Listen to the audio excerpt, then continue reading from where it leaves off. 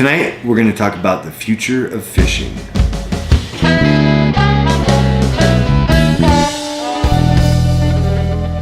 Welcome to Tumbleweed Fly and Tackle After Hours.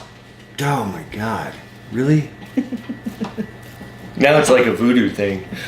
Not really. So tonight we're going to talk about the future of fishing and what that holds for anglers. Because I have a book of secrets. This isn't actually full of words. In fact, it's mostly There are empty. many secrets. I wrote down a few things that are true and untrue. So each About what? about the future of fishing technology. Each one is a company, and each company does a thing. Okay. I'm going to ask you if that company is real or if it is not real. Okay. Now, the technology could be not real and could be real, but what we're talking about here is only the company. Does it exist? Is it a fishing item?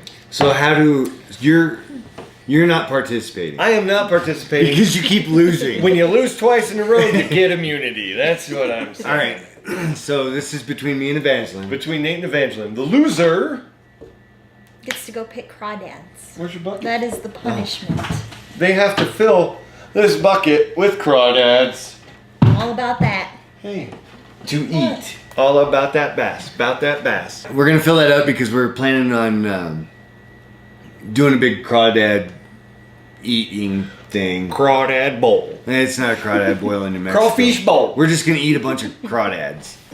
We're going to dive into this. Okay. I'm going to ask them questions. They're going to answer them whether the company is real or not real. And So we're gonna say real or not real. on my mark. Okay, here we go. You guys ready? Yes. Are you ready, Evangeline? Yes. Are you ready, Nate? Yes. Okay. Company number 1, Featherline. In 2010, researchers from the University of Wyoming incorporated spider genes into goats to create milk that can be spun into spider silk.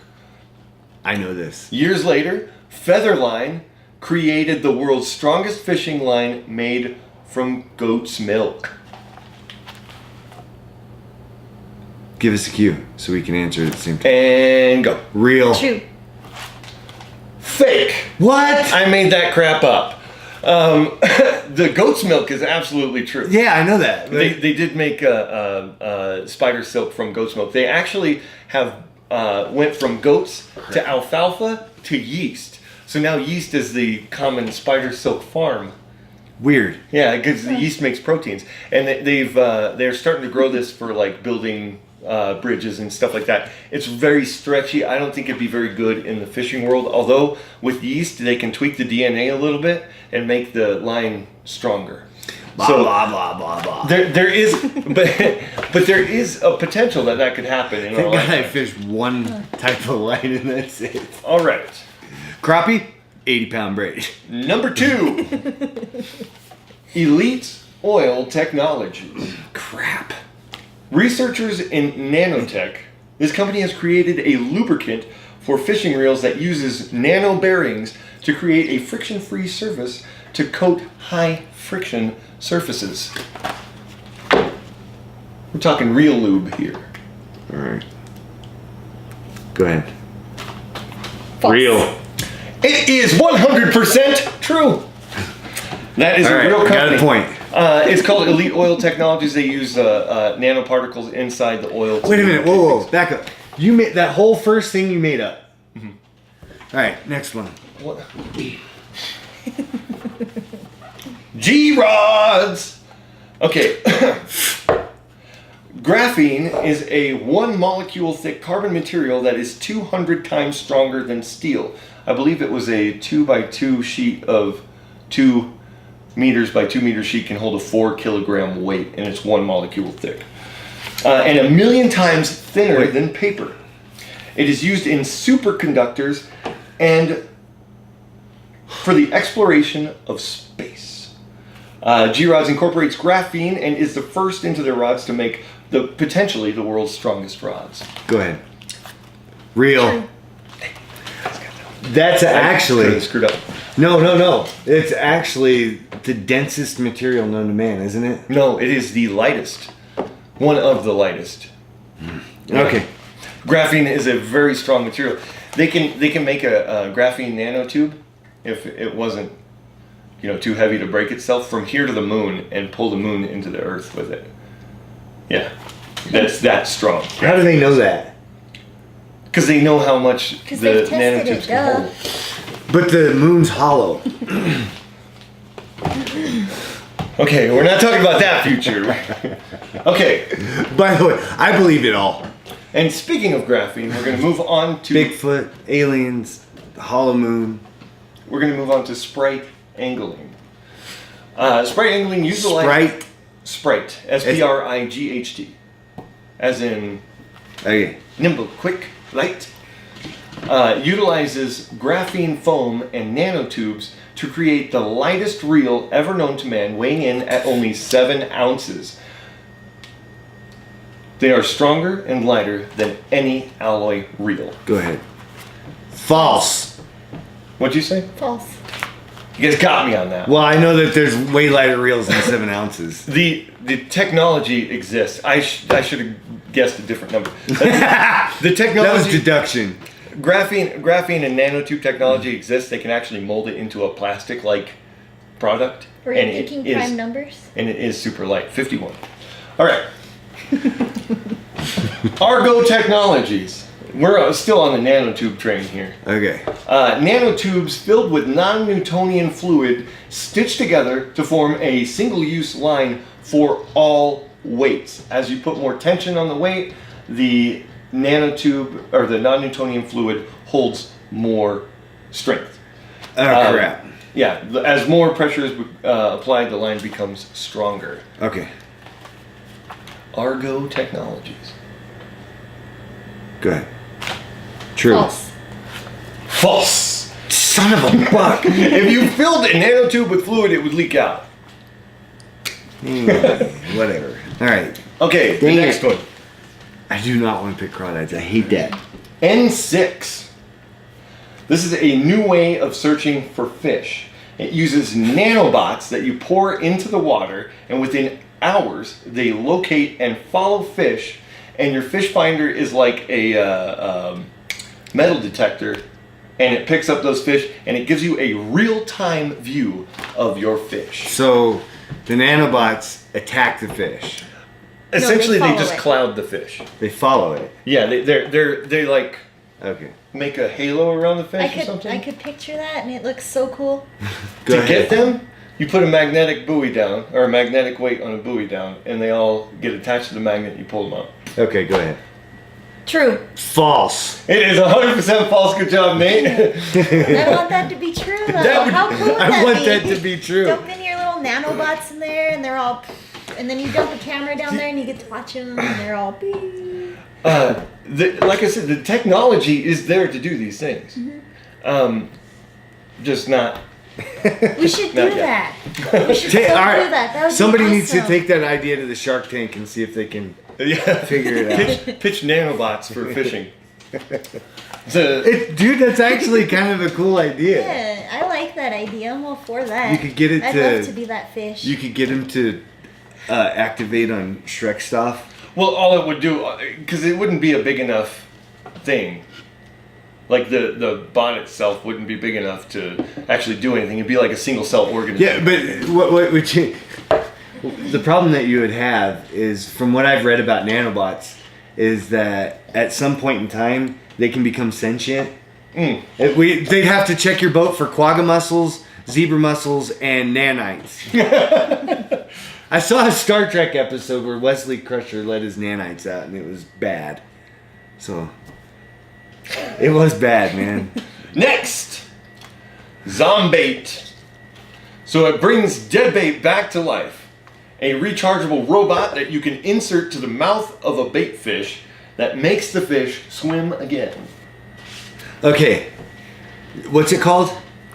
Zombait. One more time. Zombait. Zombie. Zombait. So, okay, so you put it in the fish's mouth, and it reanimates the fish. Yes. Okay. I know this. I know this. And False. True. it is 100% Yes. true. You know how I know that? iCast. They Yeah. had it at iCast, and I watched the video on Facebook from Field and Stream. They stick Yes. something in It's like that big, and they stuff it down the fish's mouth, and it's like a harness that goes. The hook goes at the top of the fish, and then it goes to your main. You know why I thought that wouldn't have been true? Zombie. No. That is such a good name, by the way. No, PETA. I thought PETA would have a big problem with that. So you kill a fish, and you reanimate it with this metal rod. Okay, go ahead. I think it's cool. It's just a little Yeah. motor that does this. But it really, did you watch the video? It really looks like they're like. Yeah, it looks like they came back. So check it out, Zombates. Jeffrey Co. I'm gonna lose this. Okay, Texas Tech graduates created a prototype AI lure that uses gyrating weights inside the bait to make it move a certain way. As it moves a certain way, it learns when it catches fish. What? And they called it Jeffrey the jerkbait, I guess. And it sends you information on what the bait is doing and stores all information on what the bait is doing on a cell phone app that you can then mimic what you were doing with the rod as far as retrieve rate and speed goes. And they expect it, and it'll learn, sorry, I've missed a sentence here, it'll learn how to make the lure move in the most desirable way. And they expect it to hit the market in early of 2019. Oh my God! This better. Go ahead. True. That's not an answer, Nate. Answer. No, false. False. It is 100% false. No, okay. A part of that actually makes sense to me. So if you look at companies like Livingston that are putting, they put chips inside their baits, and you can download new sounds to these, like 30 from your phone. They have like piezoelectric speakers in them. Yeah, so you can download these tones to your bait. You actually kind of hit something that I'm interested in. There's got to be a way that they can record data from the bait and put it on an app on your phone to tell you what your retrieve rates were. That's the part that got me, because I was like, somebody's done that. Now there already is a little gadget in the fishing world that marks your retrieve rate every time you catch a fish, but it's not like an adaptive. Because there's days I'm out there fishing, it doesn't matter for what, and I catch a fish, and I haven't caught a fish in a couple. I had no clue what I was doing. I was like, yeah. So I had no idea how I was retrieving. Well, I thought that would be true.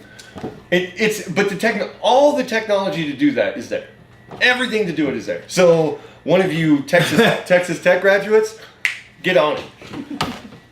All right. How many more of these you got? One more. This is the last one. Okay. This is for all the beans. Well, I don't even know what the score is. If you guys tie, you both got to go down there. So I don't even know what the score is either. So we'll find that out as we go. Absolute Electronics. Wait. Is there an E at the end of it? On Absolute? Mm-hmm. It's not the vodka. Okay, go ahead. There is an E. Is there a umlaut? So they created organic photovoltaic cells and organic photovoltaic cells. Did I say that right the first time? Hold on. Let me figure out what that means. Okay, go ahead. Solar cells. Yeah. And they put them in sunglasses because it's a transparent photovoltaic cell